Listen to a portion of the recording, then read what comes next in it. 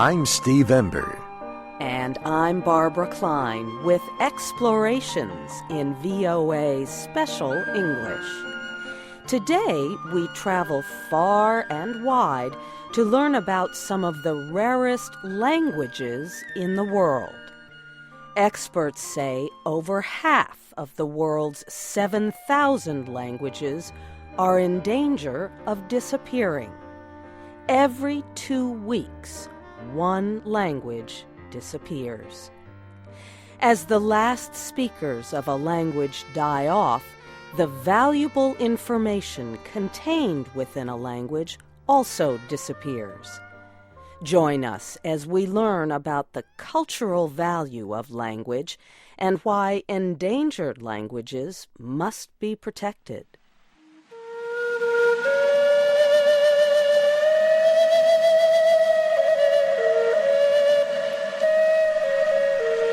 What would happen if you were the only person left who spoke your language? Who would you share stories with, sing songs to, or exchange jokes with? Who would understand your names for local plants, animals, and traditions? This is the example David Harrison and Gregory Anderson use to explain the situation of many people around the world whose local languages are disappearing.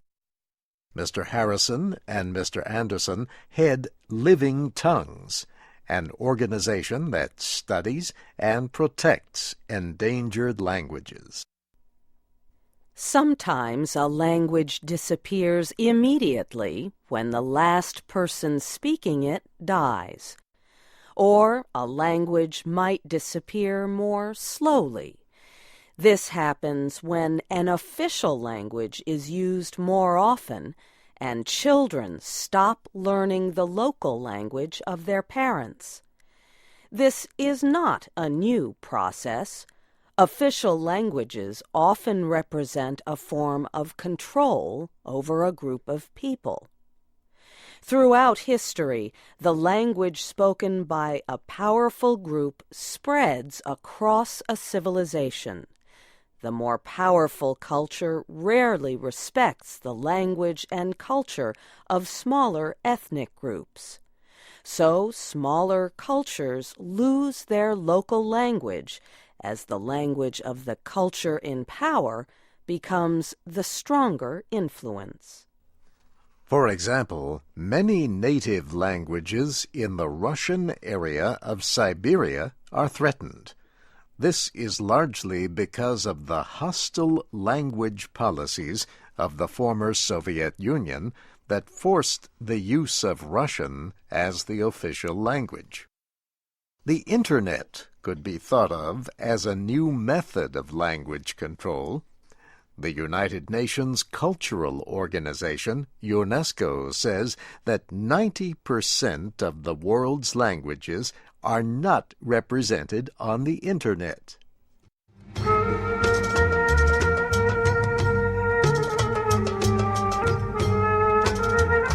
Experts say protecting languages is very important for many reasons.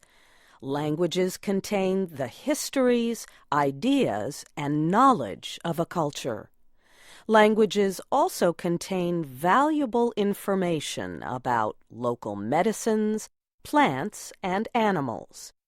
David Harrison and Gregory Anderson of Living Tongues say that many endangered languages are spoken by native cultures in close contact with the natural world. Their ancient languages contain a great deal of information about environmental systems and species of plants and animals that are unknown to scientists. Each language also shows how a culture organizes information. For example, one word in the native language carrier spoken in British Columbia means "he gives me an object like the fruit blueberries." In the Nivik language of Siberia, each number can be said 26 different ways based on the object being counted.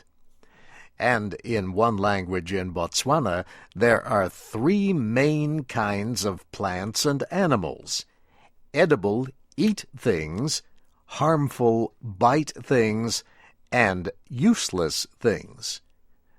Here, Gregory Anderson talks about why languages are important.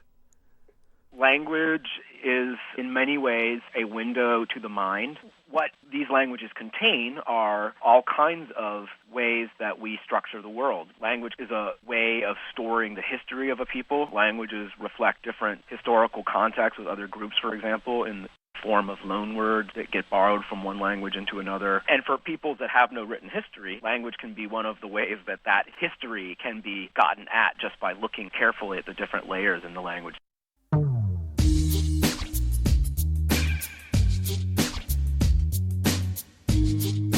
The Living Tongues Group has partnered with National Geographic to create the Enduring Voices Project. The goal of the project is to increase public attention about endangered languages and to study and document them. The project also works to prevent languages from dying out by identifying the most threatened areas where languages are disappearing. These hotspot areas include Northern Australia, Central South America, Eastern Siberia, and parts of the United States and Canada. Enduring Voices recently traveled to Paraguay, a country with many different languages in addition to the main language, Spanish. Very few of these languages have been recorded and scientifically documented. The Enduring Voices team studied 3 rare languages: Ishir, Tobacom, and Maka. They made sound recordings of the language and took extensive photographs. Their documentation can be used in the future as a study tool and for language protection efforts, if needed. They also provided a member of the Ibitso Ishir community with training and a language technology kit. With a computer, recorder, and camera, this language activist can work toward creating a dictionary of the Ishir language. Many languages are also disappearing from the northwestern part of the United States. The languages spoken by native tribes are increasingly endangered as younger generations learn and speak English. One of the most endangered languages is called Siletz Dini. It was spoken on the Siletz Reservation, where the tribe lives on a protected area of land within the state of Oregon. The reservation was created in the 19th century to hold people from 27 different native groups. The groups spoke different languages, so they developed Chinook jargon to communicate with each other. With increased use of Chinook jargon and English, the number of people speaking their native languages decreased.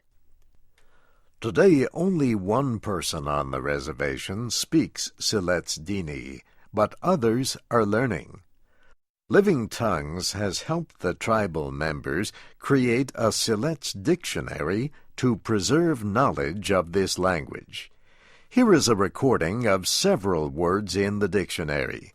Rastutche, temetl, sutl, chinslu, daitante, tlachen, manhuskal, bele. Here is an example of the secret mixed language of Kalawaya, spoken by male traditional healers in a small community in southern Bolivia. Nisi achane Max Chura Mamane Kalawaya Chari. Kalawaya is a mixed language. It has some grammar structure and words from several other languages that are unknown or that have disappeared.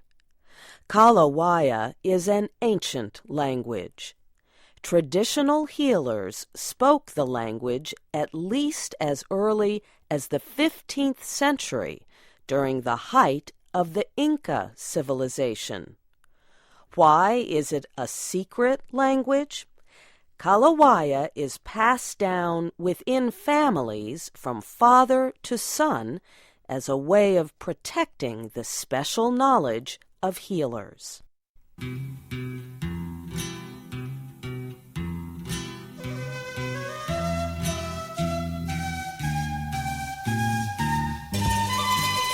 Experts say bringing back threatened languages is not easy, but it is very important work.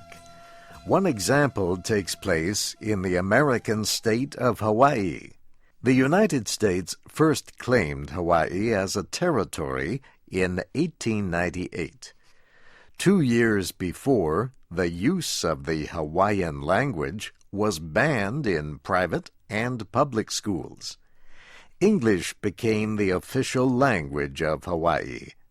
Slowly, fewer and fewer young natives learned to speak Hawaiian fluently.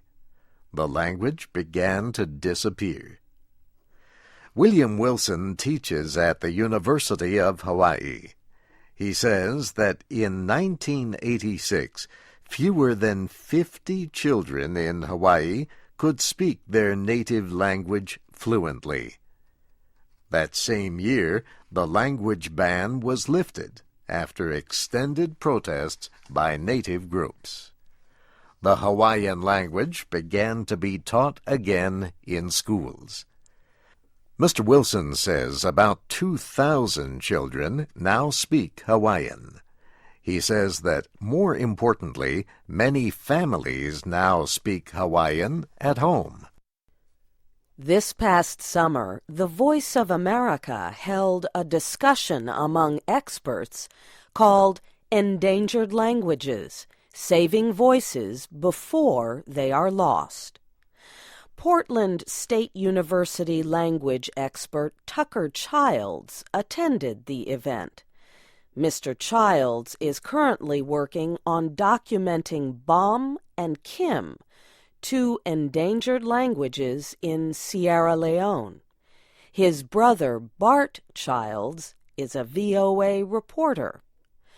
Bart Childs made a series of videos that show Tucker Childs and his research team at work trying to save these endangered African languages. The videos show that any hope for protecting languages can be found in children and their willingness to learn. It is these young people who can keep this form of culture alive for future generations.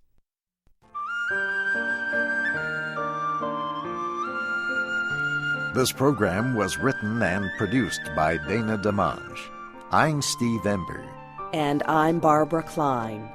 You can learn more about Living Tongues and the Enduring Voices Project and find a link to Bart Child's videos on our website, voaspecialenglish.com.